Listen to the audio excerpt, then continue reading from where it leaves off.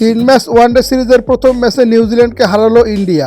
নিউজিল্যান্ডের দেওয়া 301 রানের টার্গেটে সহজেই চেঞ্জ করে ফেলে ইন্ডিয়ার ব্যাটাররা। 3 ম্যাচ ওয়ানডে সিরিজের ট্রফি নিয়ে দুই অধিনায়ক সামনে এবং প্রথম ম্যাচটিতে ইন্ডিয়া জয় তুলে নেয়। তো প্রথম ওয়ানডে ম্যাচটিতে টসে জিতে ইন্ডিয়ার ক্যাপ্টেন শুভমান গিল বোলিংয়ের সিদ্ধান্ত নেয়।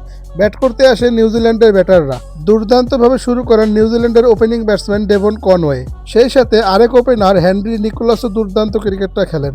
দুজনের ব্যাটিংয়ে 100 রানের উপরে পার করে দেয়। শেষ পর্যন্ত 300 রান স্কোরবোর্ডে তোলে নিউজিল্যান্ড। ইন্ডিয়ার পেস বোলাররাও ছিল দুর্দান্ত। হর্ষিত রানা এবং অনেকদিন পরে দলে ফিরেছে মোহাম্মদ শামি। দলে ফিরে দুর্দান্ত বোলিং করেছে। ইন্ডিয়ার পেস বোলিং এবং স্পিন বোলিং ডিপার্টমেন্টের দুই ডিপার্টমেন্টেই দুর্দান্ত বোলিংটা করেন ইন্ডিয়ার বোলাররা। ইন্ডিয়া ব্যাটিংয়ে নামার আগে ইন্ডিয়ার দুই ক্রিকেট লিজেন্ড রোহিত শর্মা এবং বিরাট কোহলিকে বিশেষ সম্মাননা পুরস্কার প্রদান করেন আইসিসির চেয়ারম্যান জয় শাহ। সেই সাথে উপস্থিত ছিলেন বিসিসিআই এর প্রেসিডেন্টও। এই দুই লিজেন্ডকে বিশেষ সম্মাননা প্রদান করেন বিসিসিআই। তো ইন্ডিয়া 301 রানের লক্ষ্যমাত্রায় ব্যাটিং করতে নামে শুভমান গিল ও রোহিত শর্মা। রোহিত শর্মা শুরুতেই ফিরে গেলে ব্যাটিংয়ে নামে বিরাট কোহলি।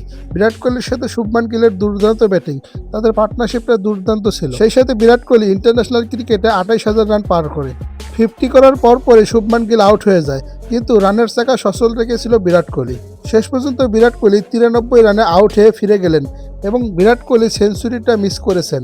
91 বলে 93 রানের মহাকাব্যিক ইনিংস খেলে সেই সাথে ইন্ডিয়া 4 উইকেটে জয় পায় এবং ম্যান অব দ্য ম্যাচ হন বিরাট কোহলি। তো প্রথম ম্যাচটি জিতে 1-0 এগিয়ে গেল টিম ইন্ডিয়া।